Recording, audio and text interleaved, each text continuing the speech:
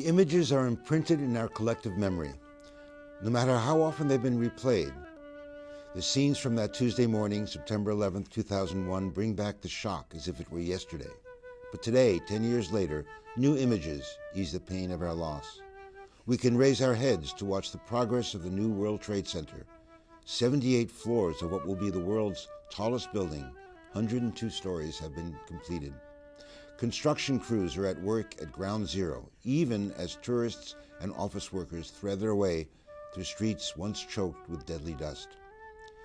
Business is coming back as Lower Manhattan rebuilds, and with it, a sense that this tough old city can take the worst anyone can throw at it and not only survive, but flourish. It's no accident that New York stands as a symbol for the journey all Americans have taken since 9/11, from loss to renewal. How did we get here? What have we learned? It's especially fitting on the 10th anniversary of 9/11 that we launch a new season of Criminal Justice Matters at John Jay College with those questions. I'm Stephen Handelman, director of John Jay Center on Media, Crime, and Justice, and the new host of the program. Loss and renewal is a good way to describe John Jay's own journey in the past decade. 68 members of the college community, many of them firefighters, police, and first responders, lost their lives that day. We mourn them still. But as a school dedicated to the study of justice, John Jay has been at the forefront of research into the causes and impact of 9/11, and has led the way in drawing lessons from the tragedy to make us safer in the future. So it's a special honor to begin our show with the president of John Jay College, Jeremy Travis. President Travis, welcome to Criminal Justice Matters. Well, thank you very much, and a particular welcome to you, Steve, as you take on the host chair for Criminal Justice Matters. You'll bring new energy and professionalism to this assignment, and it's great to see you taking over. Thank you. Let me start with asking you where you were on September 11th. Well, as life would have it, on September 11th, I was in an airplane. I was taking a flight from Washington to Chicago with colleagues early in the morning, as it was that day, and landed at O'Hare safely, and we went to our meeting, and as soon as we got to our meeting, we realized that terrible things had happened here in New York, and we were in a conference room watching the towers fall on CNN, and I was stranded there for 3 days and drove back from Chicago to Washington. So in my own way, I was displaced, but nothing close to what was experienced by my friends and family here in New York. And it was very hard actually not to be here that day. The college has done a lot, as I said in my opening, to contribute to an understanding of the tragedy, and particularly since we are a school dedicated to the study of justice. Can you single out some of the key things, contributions that we've made in the last 10 years, whether here in New York City and nationally? Well, we're an academic institution. We have students and scholars, and we have a particular relationship with the world of practice. So we have tried to use those assets to make a difference in the city and in the country as we all think about lessons learned. So our Center on Terrorism, for example, brings together practitioners and scholars. Very high-profile individuals come here to talk about the work they're doing, whether it's in counterterrorism task force or the work they're doing in trying to understand the roots of radicalization. So a broad range of scholars and practitioners and experts have come here. We offer a certificate on terrorism studies so our students can be better prepared, many of them police officers, as they go do the important work that our students do when they graduate from John Jay. We've created, in addition to the Center on Terrorism, 2 other centers here. The Christian Regenhard Center on Emergency Response Studies, named after a probationary firefighter who died on September 11th, that tries to understand, not just for September 11th, but for all events of that magnitude, how do the emergency response units and personnel respond, and how can they respond better? The Academy on Critical Incident Analysis looks at the way that society, more broadly defined, incorporates the lessons from cataclysmic events like 9/11. So we have a number of ways in which our faculty and our students and our community have responded by doing what we do best, which is to educate people to think critically and to think differently and be prepared for life's emergencies, and to produce scholarly contributions to our understanding of the world. And I'm very proud of the John Jay response that is really preparing the next generation to make the world safer. Thank you, President Travis. You're very welcome. Like most New Yorkers, Sally Regenhard was looking forward to a busy, uneventful morning on 9/11. Then her life changed forever. Soon after the attacks, her son Christian, a probationary New York firefighter in Brooklyn, rushed across the river to Manhattan with his ladder company. He died that day, along with 342 of his FDNY comrades. Just 3 weeks before, Christian, an ex-Marine, celebrated his 28th birthday. In a tribute to Christian, the Regenhard family founded the Christian Regenhard Center for Emergency Response Studies at John Jay College. Please join me in welcoming Sally to our program. Hello. Hello, Sally. Sally, why did you choose John Jay as a site for the Christian Regenhard Center? Well, really, in a sense, John Jay College selected me.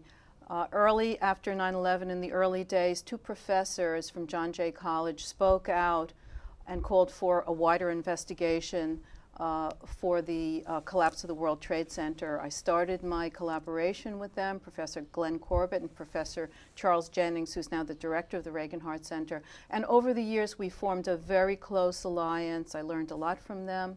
And it was a dream of mine to establish some type of lasting memorial, not only to my son, but to the memory of the 343 firefighters and really all of the people that were massacred that day. The idea was presented to me by Professor Corbett, and I felt that John Jay College was the perfect site for such a wonderful program. It had such a variety of disciplines, academic professionals who really had a variety of fire science, police science, emergency management, fire protection engineering. It was really ready. It was an ideal match, and I'm really delighted that we were able to establish the Christian Regenhard Center for Emergency Response Studies here. And we're very honored to have you here. We're having Glenn on the program in a few moments. But you've done a lot in the past decade. What accomplishments are you most proud of? We had a little bit of a chat about them earlier, but there's so many that it's hard to list. All of the endeavors that myself and of course my colleagues, my other colleagues who work with me, everything that we've done really has been in memory of our lost children. Most of the people in my organization are parents. I'm very proud of a variety of accomplishments, but certainly we played a role in advocating for the reform of the New York City building code and also fire code. We certainly went to court to force the release of the 9/11 tapes and transmissions and oral histories that were given, after 9/11. That was very, very important because we needed to really find out not only what went wrong on 9/11, but also what went right. We certainly have advocated for a variety of public safety issues. We were focused on improving communications for all first responders and for putting the focus on the need for a comprehensive, integrated plan for emergency planning and preparedness. We didn't have any of that for 9/11, and going forward, I'm very happy the role that we've played to help accomplish those goals. You've been a member of a tragic and very special group of 9/11, the families of 9/11 victims, and they've played, as you were just mentioning, a nationally a very provocative, sometimes controversial role, setting up the 9/11 Commission and doing a lot of other things. They've been an important player, obviously, in discussions about the tragedy. Looking ahead 10 years, what role do you think the families will be playing in the future? Well, I think certainly my group will continue to be advocates for public safety, first responder safety, building code safety, emergency preparedness. These are issues, and as we see various disasters across the country, and that's what the Christian Regenhard Center is all about, to combine expertise from people throughout the country, compare and contrast responses. We'll be certainly interested in responding to all types of disasters, whether they be natural, man-made, terrorism-related disasters. So we'll be monitoring these incidents and hopefully I know that we're going to have a lasting role in the coordination of emergency response. And another aspect that's excellent for John Jay is we also have a center on terrorism. So what better fit could we have going forward than having people who are experts on terrorism, emergency planning, emergency response. These are issues that will always be needed to be focused on going forward. It's still hard to understand, even after 10 years, this tragedy and what happened. How do you make sense of it yourself after 10 years? Well, many people call it a tragedy, but I call it a catastrophe. And it's very difficult to make sense of it, because when you feel that the system is prepared to protect the public and certainly to protect its own first responders, and then when you find out that really there was a total failure across the board on the federal level, the state level, the Port Authority level, and the City of New York level, as it existed on 9/11, then really you need to do something about it. Today, we're light years ahead of where we were on 9/11, and I'm so happy to say that I have great confidence in our fire commissioner, in our police commissioner. We were in the dark in those days, and today we have advanced so much, but we can't rest on our laurels. We have to constantly try to make sure that something like 9/11 never happens again. Very happy John Jay and the Regenhard Center is able to work with the police commissioner's office, the fire commissioner, and so many other disciplines. So I'm very hopeful, and I intend to continue to work for public safety and first responder safety in the future. Sally Regenhard, it's an honor to have you with us. Thank you very much. Thank you. What have we learned since 9/11? Are we safer today? Joining me for a roundtable discussion about lessons learned are Professor Charles Strozier, who founded John Jay Center on Terrorism after 9/11, now one of the country's most prestigious centers for research, and Glenn Corbett, an associate professor of fire science and former assistant fire chief in Bergen County, New Jersey. Glenn played a key role, along with Sally Regenhard, in the establishment of the 9/11 Commission. Gentlemen, welcome to the show. Thank you for having us. How are you? Let's begin with a brief clip from the news coverage of that day.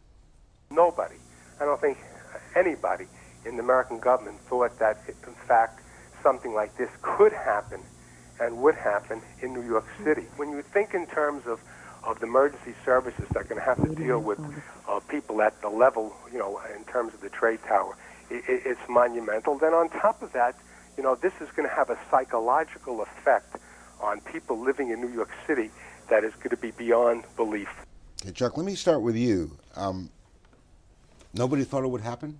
Was it that much of a surprise? Yes, it was a tremendous surprise. We were half asleep as a nation. In retrospect, there were many warnings on the horizon in the 1990s. We paid very little attention to them.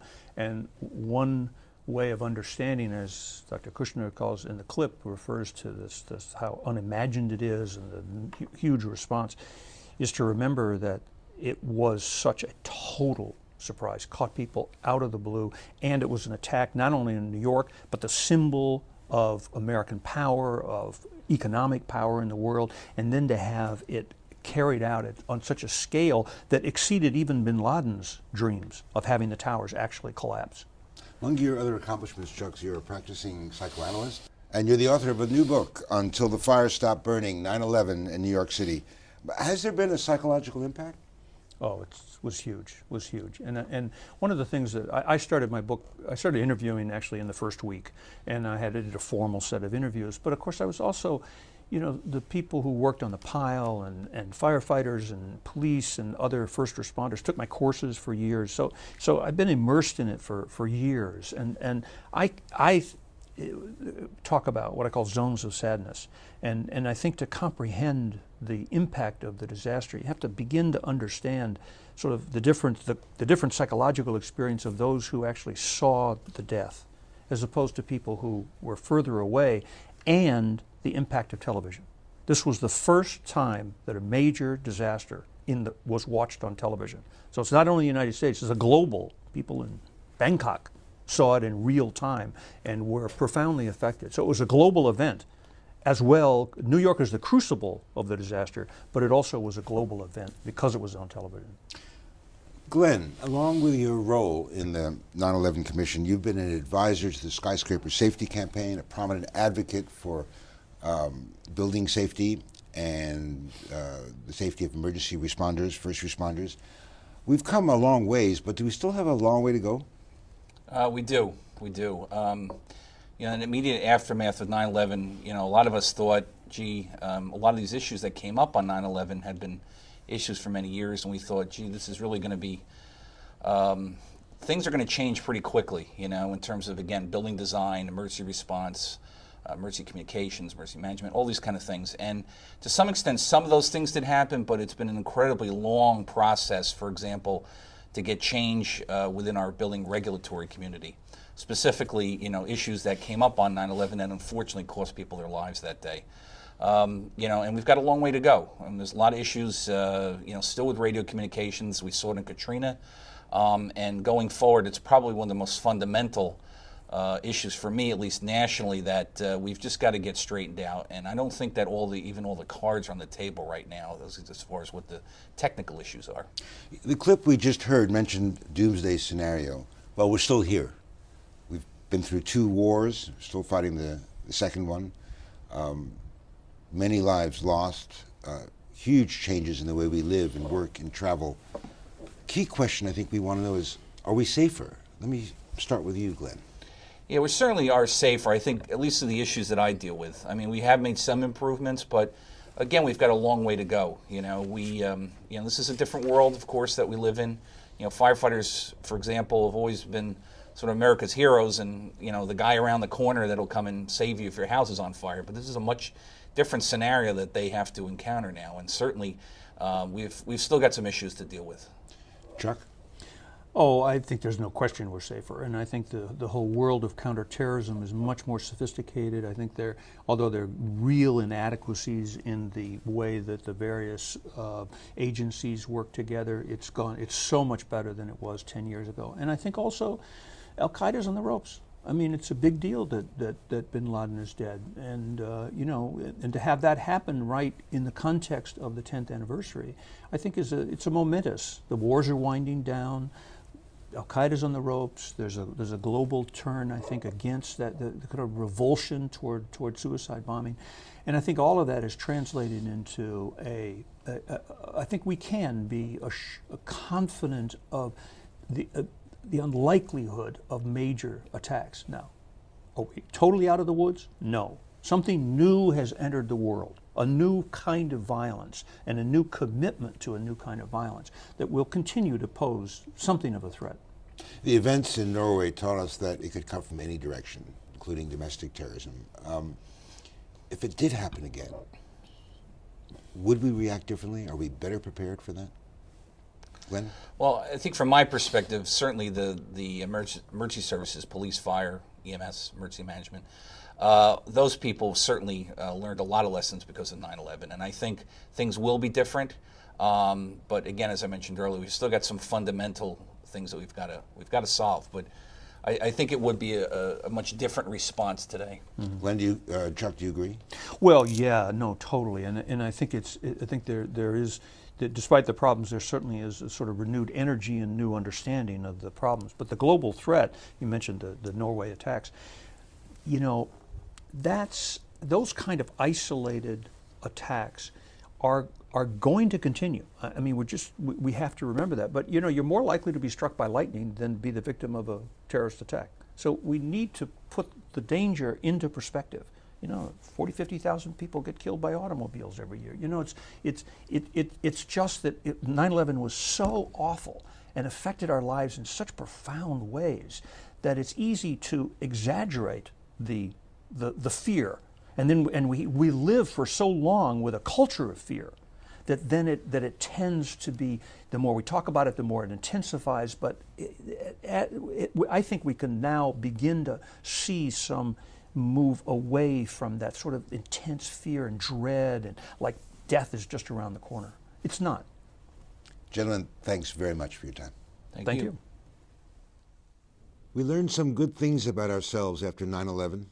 Heroes exist We can bounce back from disaster. We can heal.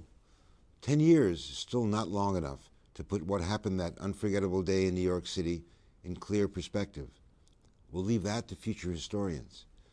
But I hope we've given you some food for thought and reason to celebrate our strengths.